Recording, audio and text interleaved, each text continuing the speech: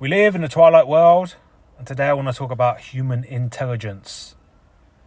And why it's so important, and it kind of ties into what I do, illusion warfare reporting.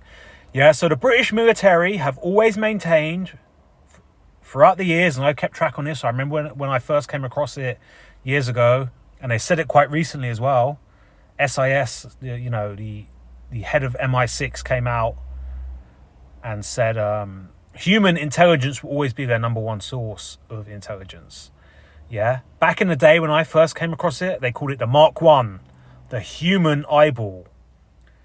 Yeah, this is boots on the ground intelligence gathering from one of their trusted agents.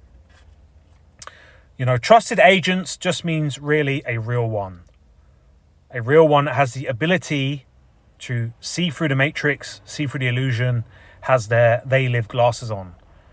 As opposed to an NPC, flesh robot, which, the normie, the truther, the average Joe and Jane, who are very easily hypnotized and they see what they are told to see. They are very much an unreliable source of intelligence.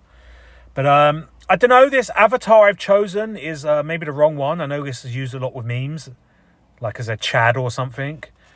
But anyway, you get the point, right? So yeah, man, the Mark 1 human eyeball. Trusted agent, a real one, okay? That's what I consider, as grandiose as it sounds, I consider myself a real one. And I think with my illusion warfare reports, I've done a good job of proving that I can see what's really going on and see the bigger picture. I mean, the thing is, what they're getting at, the British intelligence services, and what we need to be using as well, the same tactics, is that drones cannot be trusted. Satellite imagery and surveillance cannot be trusted. Digital definitely cannot be trusted.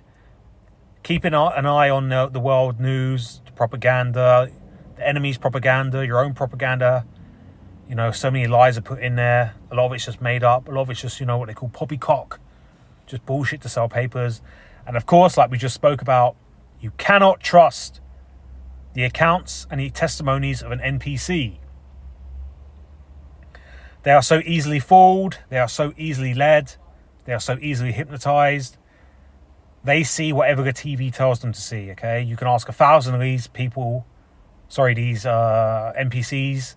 It doesn't really matter because it's not really a basis of reality. I mean, these guys base their reality on the latest YouTube video and the latest TikTok, and it's no good, okay? If we want to get a bit woo-woo, there's not that many real ones here. And yeah, man. But that's why it's so important. Human intelligence, okay? Getting boots on the ground from one of our own trusted agents who will pull back the curtains of the world stage theatre. Pull back the curtains like Toto did in The Wizard of Oz, yeah? So we can see all the pulleys, the strings, the smoke and mirrors that the magician is using, yeah? The deception tactics. Really, you need to be have no skin in the game. You need to be emotionally detached. You need to be able to see the bigger picture. Weirdly enough, like the clueless outsider is usually the best person. Okay, because their mind has not been programmed or poisoned to have a predetermined conclusion. For example, when it comes to war, the worst person you can ask is a soldier. When it comes to a pandemic, the worst person you can ask is a nurse or a doctor. They are so close to the situation, they cannot see the bigger picture. The clueless outsider can usually spot what's going on immediately. Unfortunately, here in the West, we are so overloaded with everything that most people are automatically have their nose squished up against the situation and they think they know what's going on, but they don't. Everything they're being fed is usually chicken feed and so on. But yeah, man, human intelligence gathering. It's the only way forward. We live in a twilight world.